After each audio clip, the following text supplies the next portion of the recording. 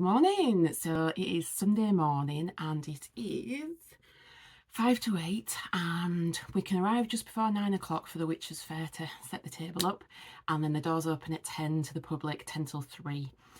So probably won't get home till about 4, half past 4 this afternoon. I'm super excited. I've got my nice blue velvety dress on. I've got everything packed up, spent most of yesterday doing the last minute bits and bobs, and yeah, everything's in the car and I'm ready to go. And the venue is literally like 5 minutes from the house, so that's really good. So I'm just going to take the next half hour just to chill a little bit. I'm going to have a bit of breakfast before I go, and I have a friend coming this morning as well to help me, which is awesome. So yeah, looking forward to it. So here we are at Hatfield Hall. So everybody's still getting set up. It's nearly 10 o'clock. And then yeah, hopefully we'll get some customers. So I'm going to do a little walk around and show you all the stalls and all the lovely things. So I shall switch you around. So this is the front door. This is where we come in. Finish the crystal.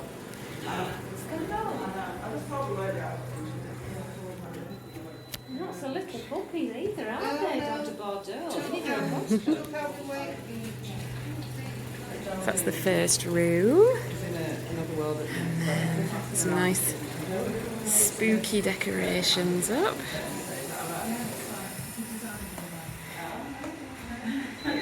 This lady looks like she's been here for a while.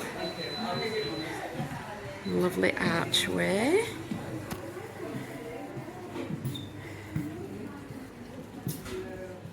And then more stalls as we come in. Got a nice backdrop for photographs and selfies. Balloons. Some gorgeous flower decorations. Look at those. They're beautiful. Really creative. And this is for a raffle.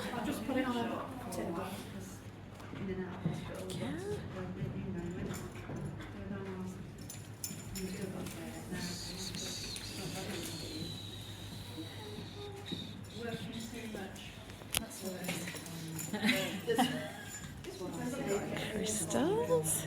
I actually think he's still doing himself.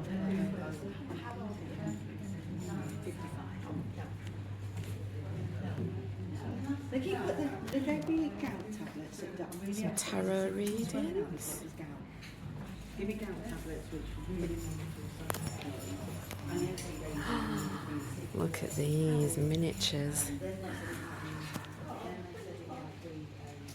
That is amazing. All handmade.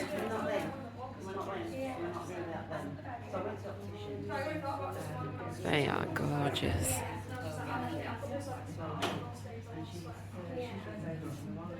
Beautiful.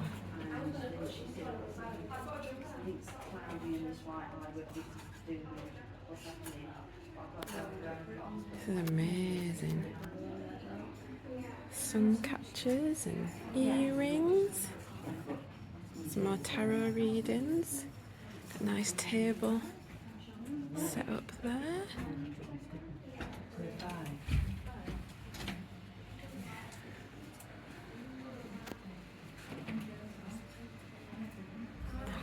They're awesome.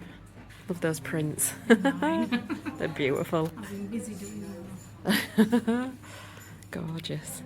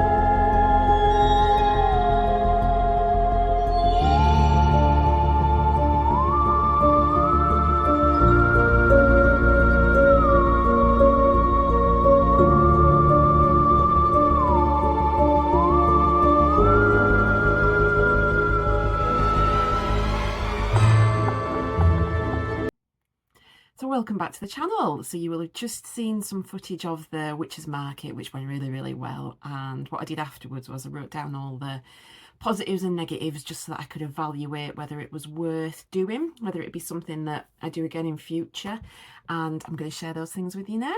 So I'll start by showing you some of the things that I made to sell. So I had to bear in mind that it was a witches / Halloween themed event, so I tried to cater to what I thought people might be looking for. And I do a lot of work with wire, so a lot of work with copper wire and brass wire, and just for something a little bit different, so not jewellery, I made these. So that one is a little mouse, and then that one is a cat, and these are bookmarks, so these slide over your page and then his little nose there sticks out of the top. And these were quite popular. These were only £7 each, and people said they'd make really good stocking fillers. So yeah, they sold really well, and the ones that are left over, I'm going to pop those on the Etsy shop as well. I took a selection of my handmade jewellery, so there was half of the stall was handmade and the other half of the stall was vintage and pre-loved. So I took some of my spiral earrings. So these ones are copper, and I hand shape them and work them because the wire starts off really soft and then it gets hard as you working it. Working it, is that a word? And then I finish them off lightly hammering the surface, and that gives it a nice texture and makes them sparkle a little bit. And then I make the ear wires as well. And a few pairs of these sold, so that was lovely. A lady bought a pair for her daughter as a present. And then to go with the witchy theme, I thought I would make some little witches. I'll take them off the card because they're black and they're quite hard to see, but I shall hold one up. There we go. So these beads are modern, and then the one there, which is the witch's head, that's a vintage bead, so that's a glass one. It's got a nice kind of ribbed texture to it. And sold these for £7 a pair, and they went really well. There was quite a few mums coming over with the children and buying them for the children, which I thought was nice. And then a lady bought some for, they were doing a park run for charity, and they bought some of these because it was going to be a Halloween theme. So I thought that was lovely. Now, the witchy earrings sold really well. However, I did make some ghosts as well. So these are quartz beads that are rescued from one of those stretchy bangles that are broken. And then these are modern beads. These didn't sell, so nobody wanted any spooky ghosts, which I was quite surprised. But I did only make 4 pairs of those, so I'm not too bothered. And again, anything that didn't sell, I'll be popping it over on the Etsy shop or on eBay, so hopefully someone else will purchase those. So that was some examples of the things, the handmade things that sold. Now, I made these and I thought these would be quite popular. I use a hanky, so I know hankies are quite old-fashioned. My grandma always had a hanky up her sleeve or tucked into her top. And I love them because they're reusable. So, you know, I have plenty of them in, I shove them in all my pockets, in my handbag, and then when I've used them, just throw them in the wash and then you can use them again. So I like them for that element. And I love the vintage ones because they've usually got some embroidery on. They usually got really nice pretty flowers or decorations on. So I had some vintage fabric from some curtains and I decided to make my own hankies. So I did a few different spooky designs. So that one there's got a nice cobweb in the corner. It's a lovely soft cotton, so 100% cotton. There were some vintage Marks and Spencer's curtains, and this was the lining fabric. So I made them into a big square. I think these were 40 centimetres by 40 centimetres. And then on an evening, instead of watching TV, when my partner was sat reading, I would hand stitch the little shapes in the corners. So I did a couple with a little witchy hat, which was super cute. And then this is my favourite, which, because they didn't sell, I think I might keep one of these for myself. I did some pumpkins. So what I did was I printed out some stencils and then just laid the fabric over the top, drew it really lightly with a pencil, and then stitched over the top so you can't see the pencil marks. But I made, how many of these? I think I did 2 of each design, and I was selling them for £8 each. Nobody bought them. In fact, quite a lot of people didn't know what they were. Some people thought they were tea towels. Other people just had no idea, and a few people commented and said that that's quite an old-fashioned thing, handkerchiefs, which it is. You know, I was kind of trying to bring them back, but it didn't work, so they didn't sell. And I thought if they didn't sell, I would give them as Christmas gifts, or I'll pop them over on, probably not on the Etsy shop because that's all jewellery and I don't want to mix in things that don't fit with that niche. So I'll probably pop them over on eBay and see if I can sell them on there instead. So the day itself was lovely. I was panicking because I thought it was going to rain in the morning, and I had everything in Sainsbury's carrier bags, the big reusable bags. And I'd already hooked everything on, the earrings and everything. I'd got some of the things prepped and ready, and I thought if it rains, then everything's gonna get wet. So I was a bit worried about that. However, it stayed off for the morning, and it's stayed off completely until I'd managed to get everything in from the car into the building, and then it started raining, so I was quite chuffed with that. Got there super early, so they said we could set up from just before 9. I got there at 8:30. I'd never been to the venue before. I knew where I was going, but I didn't know how far the car park would be from the building, and I wanted to make sure that, you know, I knew where I was going and I got there in good time. And if nobody was there, I could just sit in the car, that's not a problem. But the ladies, Moira and Geraldine, who had organised the event, were there setting the tables up, and I was able to pick my own table.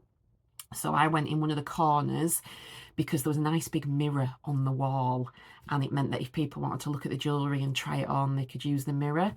And we had heating in that corner as well, and a nice big window behind us, so we had the natural light flooding in onto the table, so that worked really good. There was a couple of chairs, and I took a smaller table as well to have behind the main table, just to put my cash machine on there, my float.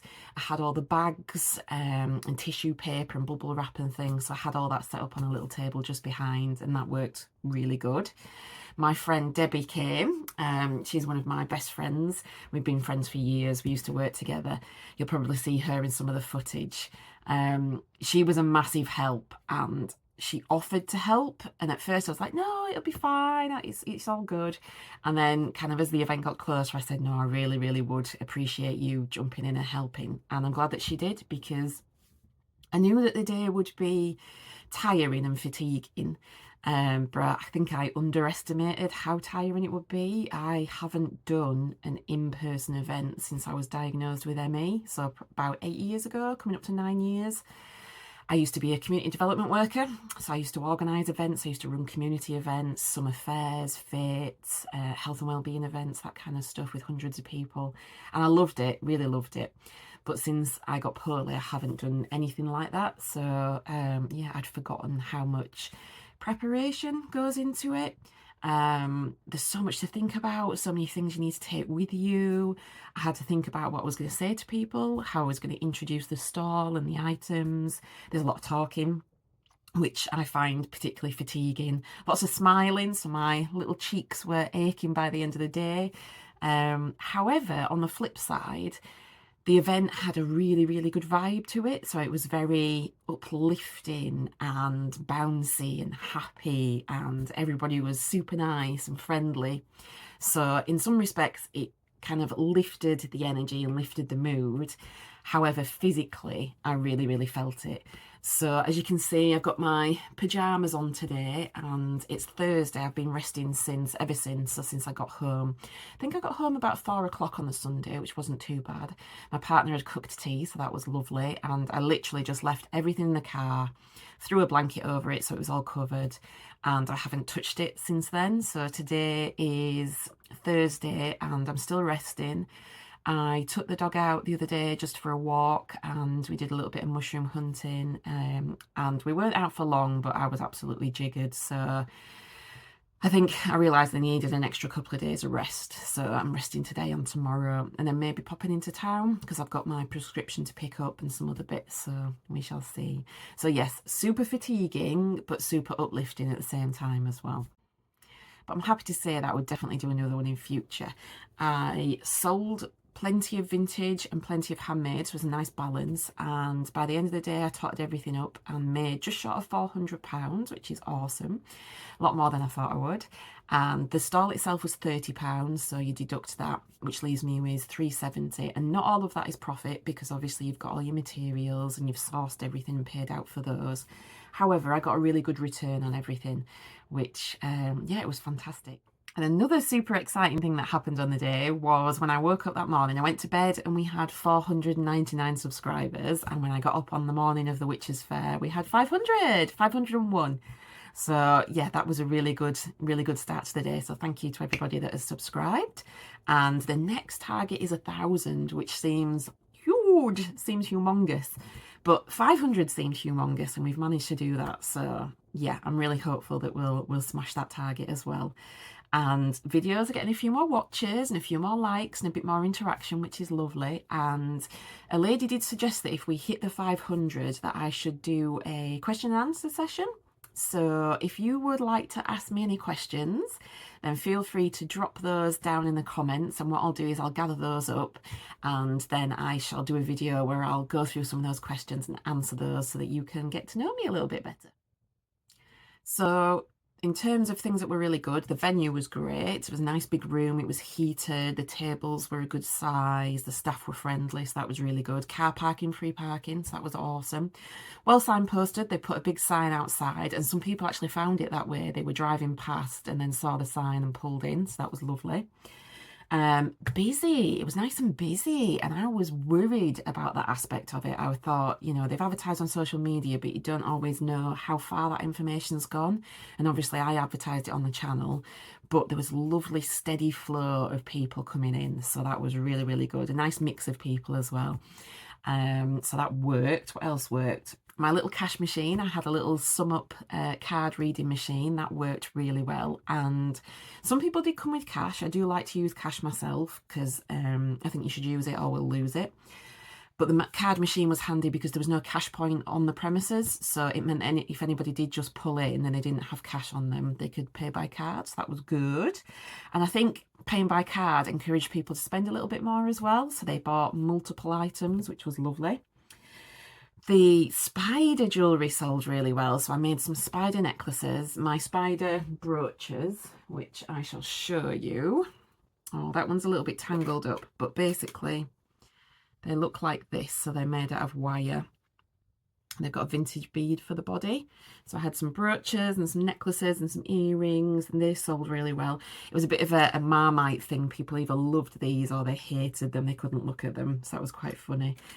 Debbie was really, really good at, when things sold, she would kind of wait till people had gone, and then she'd go around to the table and rearrange things, and where there were gaps she'd fill them with different things, so the table always looked full and inviting, and it really did look like a table of curiosities, which is the one thing that I wanted. It was very intriguing. There was lots of things to kind of look at. There were things hanging up, things in baskets. People could have a rummage. I love to have a rummage. People enjoyed that, and I didn't pester people too much. If people came over, I kind of introduced them to the table and said, this half is handmade, this half is vintage and pre-loved. Feel free to take things out of the boxes, try things on. And then I just sat down and left people to it, because I don't want to stare at people while they're looking. I quite like to just let people have a browse and enjoy, you know, picking things up and trying things on. And that worked well. People liked to be left alone. And then when people looked a little bit unsure, I would kind of approach them and, you know, tell them what things were made of. People loved the upcycling aspect and the recycling aspect, so that was really good. And yeah, so they were the good things. I think the only negatives were things that I forgot. So I forgot to take some water, which I really felt it by the end of the day. We were drinking coffee, which is great for kind of, you know, keeping you pepped up, but not so good for the old kidneys. I think I was a bit dehydrated by the end of the day, so I must take water with me next time. I forgot to take a mirror. However, there was a big mirror on the wall, so that was awesome. And maybe just a little bit more advertising. So locally, I think there was quite a few local people that said that they'd not seen the information and they just dropped on it by chance, or they'd heard about it last minute. So yeah, maybe a little bit more in the run up, a few more posts, maybe something in like, I don't know, maybe the local paper, something like that would have been good. So I'm now going to go put my feet up and I'm going to have a cup of coffee, I'm going to have some breakfast, and then I might just stick some telly on and just chill. Tovey's been really good, bless her, she's been a good little companion. My partner is in Germany at the moment, so as well as being really, really super fatigued from the Witches' Fair, I've also got to do everything for myself this week, which I usually get a lot of support from my partner. He usually does all the cooking and tidying and things. So yeah, the house is a tad messy, but I'm not worrying about it because no one sees it and that's absolutely fine. And, you know, I've been doing a little bit of washing up, which is good. Things cooking wise, I've just been heating things up, so I haven't had to worry about doing any cooking or anything. Just pop things in the microwave. I've been having soups and things that I can just heat up, which is super simple.